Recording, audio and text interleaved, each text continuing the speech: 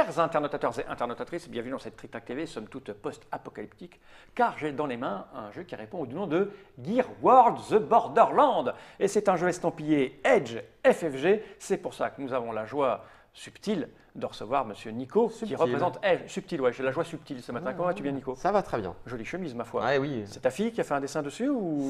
C'est mon petit garçon. C'est ton petit garçon qui l'a décoré. C'est magnifique, ça. Celui dont on ne sait pas s'il a des enfants ou pas, c'est notre invité spécial guest star venu de loin. C'est Monsieur Teddy. Comment vas-tu bien, Teddy? Ça va très bien. Ouais, tu es là parce qu'on avait besoin de quelqu'un pour donner le change, puisque nous sommes très occupés en ce moment chez TrickTrack, donc on ne peut pas, avec le mob, c'est moi tout le temps à la table. Et on s'est dit, tiens, on va inviter des gens sur Facebook. Tu passais sur Facebook et tu as dit, moi, je veux venir, c'est bien ça? Exactement. Et tu viens d'où comme ça? Je viens de Lyon. Ah, de Lyon exprès pour venir nous Eh voir. oui, oui. Je me suis levé tôt ce matin. Ah ouais? Alors là, j'allais... Moi, je dis respect. Moi, je dis respect. On est heureux de t'accueillir. Tu ne sais pas ce que c'est que Gear World. Et non. Eh ouais. Et juste avant de tourner, je disais, en fait, c'est un jeu sorti en 1982 pour la première fois, et tu me disais, je n'étais pas né. Et non. Et voilà. Et oui, parce que Gear World The Borderland, il y a marqué un jeu de conflit dans un monde d'un futur post-apocalyptique, et il y a un truc écrit là-haut qui est très étonnant, c'est marqué, pas un jeu 2, c'est marqué basé sur le jeu de Bill Eberl, Jack Kittredge et Peter Olotka. Voilà. Parce que ce sont des gens qui ont créé un jeu en 1900, dans les années 2080, il est sorti pour de vrai en 1982, et depuis plus rien. Oui. Et je ne sais pas pour quelle raison mystérieuse, d'un seul coup, FFG s'est dit, on va le refaire. Ça fait partie de leur politique où régulièrement ils piochent dans le catalogue core game de tout ce qui existe, de Avalon Hill. Parce que là, c'est plus de 30 ans, quoi. Ouais, parce qu'ils ont refait La Fureur de Dracula, ils ont refait... ouais, bien sûr. Ils ont refait Merchant of Venus qui n'est pas sorti en français, ils ont refait Dune avec Rex, enfin voilà, ça fait partie de leur stratégie globale de temps en temps de ressortir un vieux truc pour voir et de le remettre au goût du jour. Parce que c'est marqué basé sur le jeu, c'est-à-dire que les problématiques, les envies ont changé depuis les années 81, le monde évolue, tu vois, les poitrines des filles grossissent et les garçons grandissent, tu vois, donc, et le jeu aussi change. Par contre, ce qui n'a pas changé, ou très peu, la taille des pantalons de 1 à 2 heures. Ça n'a pas changé. J'imagine que dans les années 80, le jeu devait durer 4 à 5 heures, donc ils ont dû un petit peu réduire le temps de jeu. 14 ans, c'est le minimum, parce que c'est du costaud, hein, c'est du post-apocalyptique, et on va se foutre sur le coin de la gueule, je crois. Voilà, et on va faire des alliances, se trahir. Voilà. C'est un 2-4 joueurs. Hein, 2-4 joueurs.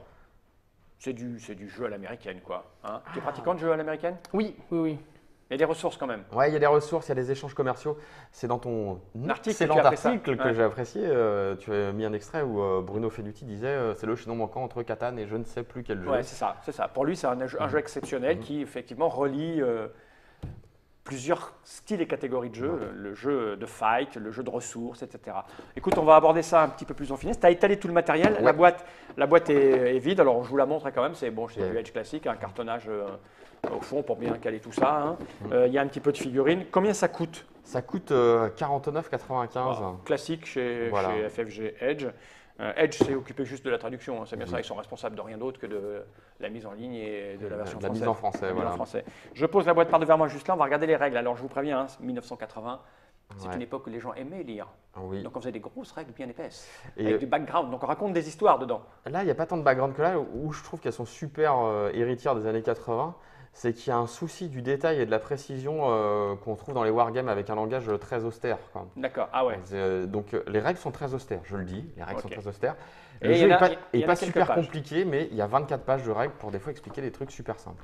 Mais ça, c'est la méthode américaine, c'est-à-dire qu'ils te disent et maintenant, tournez la page pour lire la règle suivante. Et tu tournes la page, tu vois. Ouais. C'est ouvrez votre boîte, déballez le matériel. C'est très.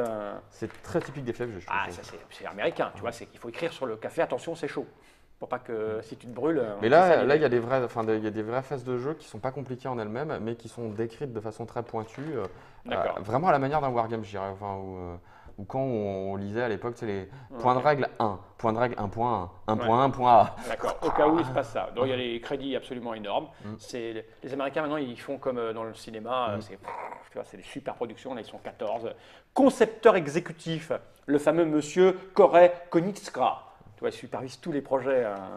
Voilà. Et tu as là, un peu de background, 2 pages de background, texte, plus la page de garde au début. Axel se tenait sur les dents de l'engrenage de l'éperon et observait la longue pente qui descendait jusqu'à la mer. Qui est là, c'est dit? Bonne mise en ambiance. Bon, cette règle, j'en ai pas besoin. L'index, je veux dire, il est monstrueux, l'index. Accord, page 15, adjacent, page 6, alliance, page 14, armes, page 3 et 8. Deux pages. Alors, des fois, il y a des règles qui se précisent. Tu ne les préciserais pas dans un jeu européen, c'est rigolo. À un moment, tu peux faire des alliances.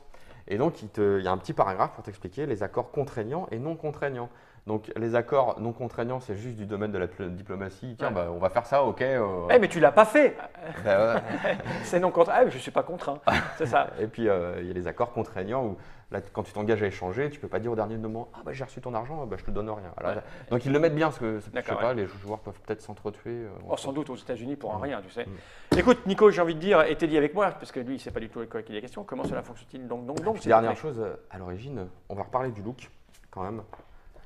Là, on a un look très steampunk, avec un monsieur qui a un chapeau avec des lunettes. Voilà. Hop, gros plan de caméra là. Voilà. Alors que le jeu des années 82, c'était un cavalier de Frank Frazetta sur un cheval modifié, chimique, etc. Style Conan, surmusclé. Style Conan, mais avec la Terre a été ravagée par un truc toxique. Là, on est dans une ambiance steampunk. Voilà, c'est du post-apocalyptique, mais médiéval fantastique. Des années 2010. Ouais, c'était bien. Donc, alors, pour resituer l'ambiance, nous sommes sur le continent d'Aestus. Là, sur ce continent dévasté, il y a donc des tribus, les différents joueurs, qui luttent pour attirer l'attention de ceux d'en haut, les Célestes, qui ont construit des cités flottantes. Ok. Le but du jeu, c'est de construire 3 conduites célestes, ces petits pions. Une conduite céleste. Donc pleine d'engrenages et steampunk quoi. D'accord, c'est un tuyau pour monter à l'étage dans les nuages. Pour attirer l'attention de ceux d'en haut. Ok. Voilà, ça c'est le but du jeu. Le premier joueur qui a construit 3 conduites célestes a gagné. D'accord. C'est aussi simple que ça. Comment ça va se passer? Au début du jeu, on va faire une phase de mise en place où là on a des petits pions qui sont les pions de ressources que vont produire les différents territoires. Un petit peu à la manière d'un Catan, je reprends l'analogie de Feuilluti, là où il y a de la montagne, il y avait de la pierre. Bon, là, ça change à chaque partie. On va disposer tous ces pions, on le fera après. Donc, il y a 5 types de ressources. Vous avez les ferrailles qui produisent, les casques qui produisent de la ferraille, les mines de fer qui produisent du fer, les mines d'or qui produisent de l'or. Jusque-là, c'est pas très surprenant. Jusque-là, tout va bien. Tu dois avoir des mines de charbon qui produisent du charbon. Et des élevages de chevaux qui produisent des chevaux. Ah mince. Jusque-là, tout va bien. C'est un monde sans surprise. Tout ça, donc tous ces pions, on va les placer sur les différents territoires. De manière aléatoire au début? De manière aléatoire. En fait, on les place face cachée, on les place comme on veut, un par territoire. Et il y a plus de territoires qu'il n'y a de pions pour production de ressources. Okay. Donc, il y aura des territoires qui ne produiront rien. D'accord. Et puis, au cours du jeu, pendant la phase de production, chaque icône, chaque poste de production va produire les trucs qui sont là, qui correspondent graphiquement. Il y a les enclumes. Les enclumes, c'est le fer. Les chevaux, c'est… je vais en mettre quelques-unes là, tiens, regarde. Hop. Voilà, les trucs qu'on va pouvoir se procurer, de l'or, des engrenages, la fête, quoi. Ok. Donc, après, chaque tour de jeu est une longue succession de phases où on va faire différentes choses, où on va chacun faire nos trucs. Donc la première phase, c'est la phase de construction. Donc une phase de construction, si on a les petits icônes ressources qui sont là-bas sur un territoire, on peut produire certaines choses. Donc on peut construire les fameuses tours célestes, là, les conduites célestes, pour le prix d'un fer, d'une ferraille, d'un charbon et d'un or ou de 4 ors. L'or remplace toujours tout.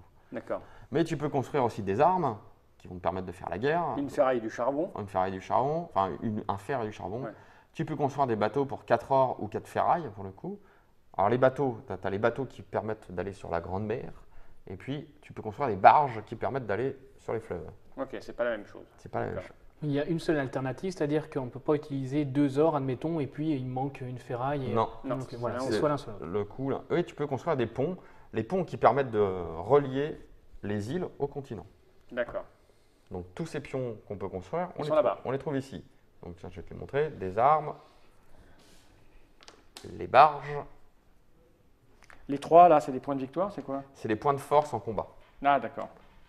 Donc les gens habiles pourront remarquer que même un pont, ça fait 2 points de combat. Je sais pas, le pont te tape. Je t'ai tout filé là. Il y en a 5, ouais. Donc il y a des coûts et par exemple les ponts, tu ne peux pas les payer avec de l'argent. Voilà, il te faut de la ferraille. Comme pour les bateaux qui vont sur l'eau. Voilà, donc première phase, une phase de construction. D'accord. Deuxième phase, la phase de production. Là, On est vraiment dans l'analogie avec Catan. Chaque territoire va produire la ressource qu'il a. D'accord. Tout simplement. Donc, on va rajouter un icône de la ressource. C'est-à-dire qu'au début de partie, on place de manière aléatoire, ouais, et puis après, c'est révélé. On s'est révélé. Et ça fait la configuration du jeu pour toute la partie. Voilà, c'est ça. Ok. Chaque icône produit, enfin, chaque zone de production produit un icône, avec toutefois un bémol. C'est que si vous avez déjà une ressource de ce type plat qui est posée dans le territoire, il ne produit pas ce tour-ci. D'accord. Donc, il y a un maximum par territoire.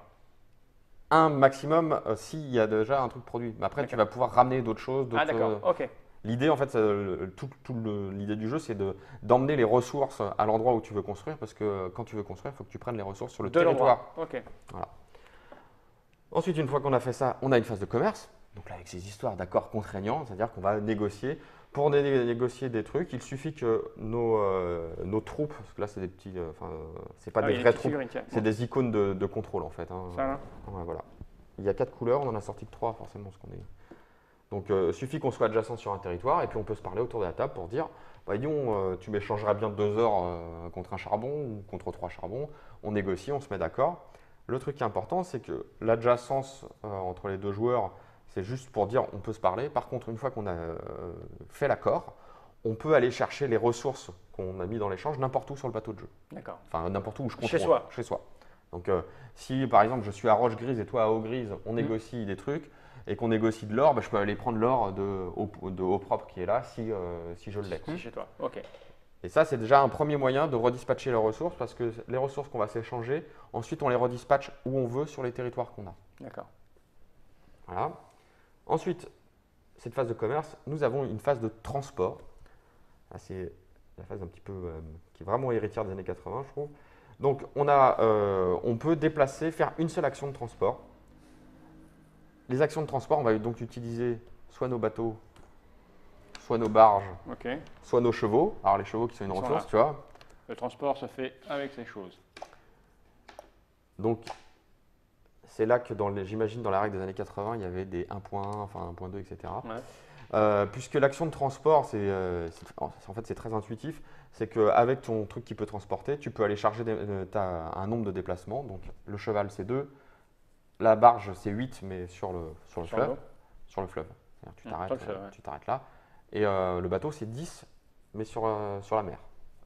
Donc, elles sont où les cases de... Ah, c'est au bord, là. C'est au bord. C'est au bord. Ouais. Okay. 1, 2, 3, 4, Et 5. tu peux traverser une zone de mer, en fait, tu peux relier des zones côtières de même couleur. Donc là, tu as du rouge avec du rouge, du orange avec du orange, du jaune avec du jaune, avec un bateau pour un coup de 4. C'est-à-dire que si ton bateau, je cherche un bateau, est là, je peux l'envoyer là pour 4 points. D'accord. Ok. C'est juste un coup. D'accord. Et donc là, tu vas pendant cette sous-phase de mouvement, de transport, tu vas pouvoir faire autant de déplacements que tu veux dans le sens que tu veux avec les limitations de points. Et puis pendant ce mouvement, tu vas pouvoir charger et décharger des marchandises où tu veux sur des territoires que tu contrôles. D'accord. Il n'y a pas de limite de pions de chargement sur les pions qui se déplacent. Tu prends les... Un cheval peut transporter autant qu'un bateau. Et puis tu peux point A, tu peux te déplacer à pied. D'accord. C'est un territoire adjacent. Okay. Tu as une seule action de transport. Mais ton matériel, tu le prends d'une case pour l'amener à une autre ou tu peux dispatcher? Tu peux dispatcher, tu peux essaimer. Il est où le bateau? On va prendre file-moi un bateau. Tiens. Bon, par exemple, tu es là, tu récupères deux denrées, tu fais 1, 2, tu en baisses 3, tu en remets 3, 4, 5, 6, tu en mets 2, 3. Complètement. Tu fais ce que tu veux, c'est ça? Ouais. Ok. La seule contrainte, c'est qu'une fois que tu arrives au terme de ton déplacement, que ton action de transport est terminée, tu décharges tout. D'accord, tu peux rien garder dessus. Ouais. Ok. Voilà. Et ensuite, nous avons la phase de combat. Phase de combat, elle est limitée à 2 combats gagnants par joueur. Donc si tu perds, tu peux continuer à le... Ah oui. Ah, je vais te péter ta gueule. Ah, perdu. Ah, je vais te péter ta gueule. Donc c'est tout bête. Bon, là, je vais mettre des bonhommes, ça sera plus simple. Si Nod peut... Oui, t'inquiète, Nod il est au taquet. Il est au taquet. Donc par exemple, je vais... alors il y a un premier joueur, hein, donc dans l'ordre du premier joueur, je vais décider d'attaquer le territoire de Ortaï. Je suis le joueur bleu. Pour désigner que j'attaque cet endroit, j'incline le petit bonhomme. C'est important de l'incliner parce que l'adversaire, tu inclines ou Ouais, l'adversaire. Parce que ça veut dire qu'il ne pourra plus être pris pour cible pendant le reste de la phase de combat. Et puis donc on déclare une phase de combat. Donc je dis bah voilà, moi c'est Ogris qui attaque. A priori pour l'instant j'ai 1 de force, 1 contre 1. Mais je vais utiliser le soutien de Friche Orientale parce que les fleuves malgré tout il y a une adjacence. Et toi tu vas pouvoir prendre des soutiens de zone ailleurs. Donc quand on déclare ça, on va pouvoir faire appel aux autres parce que si par exemple toi tu avais des troupes là, tu pourrais m'aider ou pas. En fait, il faut être adjacent au territoire attaqué. D'accord, là je peux te dire moi je t'aide. Ouais. Okay. Ou au contraire, tu dis non, j'aide Kevin. J'aide Kevin. Teddy. Ah, mais si j'avais construit un pont, j'aurais eu par exemple 2 de défense en plus. Alors, si tu avais. Alors, le pont là, il est sur l'exemple, tu n'aurais pas choisi, mais si tu avais une arme ici, tu aurais 3. D'accord. Tu aurais 3 en plus. Donc, effectivement, si tu as une barge. Une barge. Si par exemple, tu as une barge qui est ici, une barge se met toujours à cheval sur 2 territoires. Là, mon gars de Friche Orientale, il vaut 1 plus 3. Quoi. Si c'est ta barge. Ouais, si c'est ma barge. En fait, non, la barge, on la met. Ah, mais voilà, je me dis comment on sait que c'est à soi. On a un marqueur. D'accord. Donc en fait, mon bataillon, c'est le terme technique, serait composé du type d'Ogris, du type de la barge 3 et 4. Du type. Voilà. Ça fait 3, 4, 5 points là, pour l'attaquer. Voilà. Alors que lui en défense, là, il a 3, 4, 5 et moi 6. Et tu m'aurais aidé, bien sûr. Ah bah évidemment. Voilà. Pas de lancer de dés, c'est pour ça qu'en 82 aux États-Unis, pas de lancer de dés. Mais c'est pas un jeu. Pas de lancer de dés, c'est juste le rapport de force qui fait office de. Celui qui est le plus fort, si l'attaquant gagne, on enlève sa figurine, j'en mets une autre, c'est juste un marqueur de contrôle. Et tu récupères l'arme et tout ça. Et tout ce qui est dessus reste. Ah ouais. Donc tout ce qui est construit à jamais. Et donc si tu perds, vas-y, remets son jeton. Si tu perds, tu dis je l'attaque. Ouais. D'accord. Moi je l'aide. Et toi tu perds. Je ne perds rien. Tu perds rien. Il se passe rien. Il se passe rien. C'est juste que j'ai échoué et donc après je peux déclarer une autre attaque. Okay. Premier tour de jeu, on ne peut déclarer qu'une seule attaque. À partir du tour 2, on peut déclarer, on peut faire qu'une seule attaque gagnante. À partir du tour 2, on peut déclarer jusqu'à temps qu'on ait fait. Tant que tu as gagné une fois, tu peux rattaquer un autre, mais pas la même case a priori. Pas la même case. Et de même, un autre joueur ne pourra pas attaquer cette case-là parce qu'il s'est fait attaquer. Tu ne se fais attaquer qu'une fois par tour. C'est quand même. Une fois par territoire. Et donc, cette deuxième attaque, si tu as la possibilité de la faire, tu peux décider de ne pas la faire et à la place de faire une nouvelle action de transport. Dans le but vraiment de modifier, changer. Okay. Mais dans ces combats, finalement, tu maîtrises toutes les variables, sauf les alliés. Voilà, c'est ça qui va différencier. C'est ça. Okay. Et c'est là où c'est pas obligé. Tu dis je vais te soutenir, tu déclares l'attaque et puis en fait je te soutiens pas. On est d'accord? C'est ça l'astuce. Ouais. Ça c'est rude. Il y a de quoi se fourberie. Mais tu dis il n'y a pas de dé, mais je vois un dé. Ah, tu as l'œil vif. Je suis un professionnel. Ce que je n'avais pas dit au départ, c'est qu'il y a 3 phases. Donc la phase de production, la phase de commerce et la phase de transport, qui sont dites dynamiques. Ah. En fait, le dé va nous dire si on l'a fait ou pas. Ah ok, c'est super dynamique. Ah ouais, d'accord. Donc en fait, on a de fortes chances de la faire. De 1 à 4, on l'a fait. Ok. À 5, on ne la fait pas. À 6, c'est le premier joueur qui décide si on l'a fait. D'accord. Voilà. Donc au début de la phase, à chaque phase de commerce, au début, on va lancer le dé. Si on l'a fait ou pas. D'accord. Je réfléchis parce que comme ça a l'air simple. On se dit pourquoi il y a 24 pages de règles, c'est un truc de dingue. Ouais. Par contre, on n'a pas abordé la construction parce que là, on a vu qu'on transportait des choses. On se fightait la gueule. Pendant la phase de construction, qui est donc la toute première phase, quand tu veux construire un truc, tu cibles un de tes territoires où il y a des ressources. Et tu es dedans. Il faut que tu sois dedans, il faut que tu aies un marqueur, une figurine. Les figurines, c'est juste pour marquer que c'est à toi. Ouais, voilà. C'est en aucun cas. Des troupes que tu vas répartir. Voilà. Ok. Au début, tu vas regarder ce que tu as ramené, les différentes ressources que tu as accumulées. Et tu choisis ce que tu fais. Tu choisis ce que tu veux, tu les grilles, tu les défausses et tu construis sur. Ok. Et si quelqu'un est rayé de la carte? Eh bien, il est éliminé. Okay. Ça, c'est les années 80. Ouais. Et ça s'arrête quand? Ça s'arrête quand quelqu'un a construit sa 3e conduite céleste. Plus personne ne joue, c'est instantané? Je crois que tu finis le tour. Tout le monde rejoue un petit peu? Ouais. C'est-à-dire que tout le monde joue le même nombre de tours. C'est-à-dire que si toi, tu es le premier joueur, si c'est lui qui finit, moi je joue et pas toi. Ouais. Si c'est toi qui finis, nous deux on joue. Si c'est moi, plus personne joue. Un truc comme ça. Ouais. C'est tout? C'est quasiment tout. Mais tu as raison, 28 pages de règles, je vois pas où. Alors, les petits. Il y a certaines zones, je vois où il y a déjà des ferrailles dessus. Alors, les ferrailles dessus, c'est ce qu'ils appellent les éperons rocheux. En fait, ce sont les marqueurs pour poser les ponts. Les ponts, tu peux ne les construire que là. D'accord. Que les trucs qui sont reliés entre eux. Les ponts. Alors là, on rentre dans les autres règles, les trucs à préciser. Les ponts, les bateaux, les bateaux et les barges sont des trucs où tu mets, en fait, c'est des territoires véritablement, puisque tu mets tu mets un marqueur de contrôle dessus. Et tu peux, ils sont comptabilisés dans un déplacement. Si par exemple ton cheval, tu veux le faire passer de là à là, tu fais bien 1, 2. Alors on va faire un autre truc pour les combats. On est comme ça, là, je peux enfin non comme ça, parce que ça n'existe pas. Toi, tu as un bonhomme qui est là. Ok. On va dire, lui, il a une barge. Ça. Avec un autre bonhomme dessus, c'est ça? Ouais. Pardon. Non, c'est le rouge que je veux. Le rouge. Bon, on attaque. Tu attaques lui. Tu peux pas attaquer lui. Tu attaques lui, c'est ça? Alors attends, reprends ton. Là, les rouges veulent attaquer. Oui. Ils peuvent attaquer qui là? Lui? Est-ce que lui, c'est un truc que tu attaques ou c'est lui? Ça, c'est un truc que tu attaques aussi. D'accord, parce que ce que je voulais voir, c'est si tu gagnes lui, il est mort, tu mets un rouge, lui, il n'est pas mort. Il faudra l'attaquer après. Ouais. Mais d'accord, tu récupères. Alors par contre, s'il y a une arme, c'est comme ça, le rouge attaque. Ouais.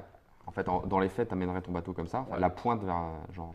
Ok, tu dis j'attaque, donc il a 1, 2, il a 5, 6, 7, ça c'est adjacent? Non, c'est pas adjacent. Ah oui. Donc c'est 5, c'est 5, 6, c'est 5, t'as que 6.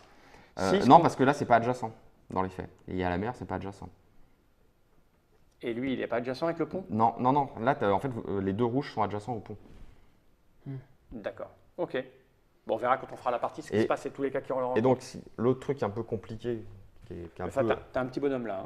Mais si tu perds, toi, tu mets du coup, vas-y, tu mets un rouge là et un rouge là. Ouais. On est d'accord? Tu mets un rouge là et un rouge. Et un rouge sur l'arme.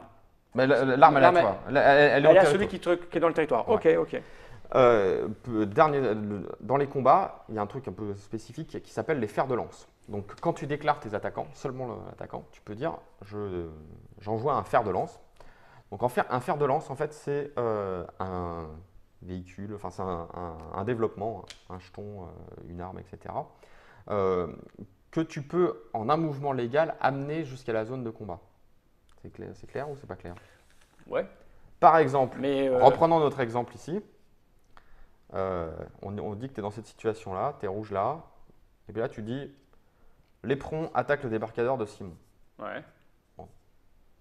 Tu vas dire je déclare ce bateau-là parce que je suis à portée de mouvement, fer de lance. Donc tu le retournes pour dire il est fer de lance. D'accord. Et où c'est subtil, c'est que tu peux déclarer jusqu'à 2 jetons de développement comme adjoint du fer de lance. Ça veut dire que sur un mouvement légal de ton fer de lance, de ton meneur de fer de lance qui t'amènerait jusqu'à la zone de combat, si sur un mouvement légal tu peux aller chercher des trucs et les ramener là, tu peux. Au passage en fait, c'est ce qui se passe. Ouais.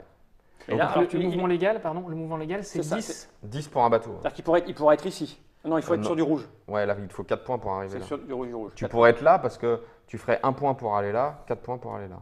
Tu vois, tu passerais sur la mer bleue à la mer rouge. Ouais, tu peux faire 1, 2, 3, 4. 4 et 4, 8, tu y es. Ouais, mais est-ce que tu peux y aller au bord aussi? Alors après, 4, 5, parce que ça c'est un grand mais tu ne peux jamais aller là sans payer 5, sans payer 4. Ouais. Parce que c'est pas relié, c'est ça? Voilà, c'est ça. Ok. Quoi qu'il arrive, si tu veux traverser ça, c'est 4 points. Ouais. Ok, d'accord. Et donc, si ça c'est au bord, ouais. Tu fais 1, 2, machin, ça tu dis c'est fer de lance, c'est ça? Tu l'emmènes. Tu le retournes ou tu Alors l'emmènes? en fait, à la déclaration, tu retournes juste les trucs qui vont te faire de lance. On vérifie si c'est légal ou pas. Ok, si tu peux voilà. le faire. Et à la fin du combat, si tu as gagné le combat, tout ce que tu avais déclaré comme fer de lance, tu es obligé de l'emmener ici. D'accord, ok. C'est bon, c'est clair. Oui, voilà. Du coup, ça fait des. Tu as intérêt à regarder le plateau. C'est pour ça qu'ils disent que ça dure 2 heures. C'est qu'avant de lancer une attaque, tu es obligé de compter tous les fers de lance qu'il va y avoir, les machins, les trucs. Et... Voilà, ok. Ça. Et une fois alors il y a des limites d'empilement. Tu peux avoir qu'un seul type de développement à la fin d'une action de jeu. Tu ne peux avoir qu'un seul type de développement sur un territoire. Donc les développements, c'est ça. Mais là, tu nous as dit que tu dois tout ramener dessus. Si j'amène. Bah oui. Donc si tu amènes plusieurs armes, à la fin du tour de jeu, tu vas en laisser qu'une. D'accord. Ok. Le fer de lance fonctionne en défense? Non, c'est l'attaque. C'est que l'attaque. On a tout dit? Bah oui. Alors... J'imagine que les règles que tu as oublié de nous dire, tu nous les diras pendant qu'on joue dans un moment délicat où en fait, voilà, tu vas retourner la situation à ton avantage. Nous sommes un peu habitués. Où je ne gagne jamais. Voilà, merci Nico. Écoute, ça va, tu as à peu près pigé? Impeccable. Bon, je pense qu'on n'a pas toutes les règles, mais on a compris l'essentiel et le mieux c'est de jouer. Parce que c'est le genre de jeu, tu te rends compte quand tu joues. Tu te rends compte de choses, ouais. Des trucs qui vont pas. Ok, c'est Gear World, The Borderland. C'est un jeu basé sur le jeu de Bill Eberl, Jack Kittredge et Peter Holotka. Je l'ai bien dit? Ouais, je pense. Bon, t'en sais rien en fait. J'en sais rien. Edge, FFG, en français dans toutes les bonnes boutiques d'ici peu de temps. D'ici peu. Voilà, là, on est en septembre, début septembre 2013. Donc, Entre début et fin octobre ou peut-être voilà. mi-novembre. Il y a de grandes chances, que ce soit sur les étals. Moins de 50 €. Voilà. On s'essaye une petite partie. Merci Nicolas. Merci Teddy. Le petit clin d'œil, petit truc. Parce que je me sens à l'aise. Ouais, c'est ça, ouais. À bientôt, à tout de suite. Generike.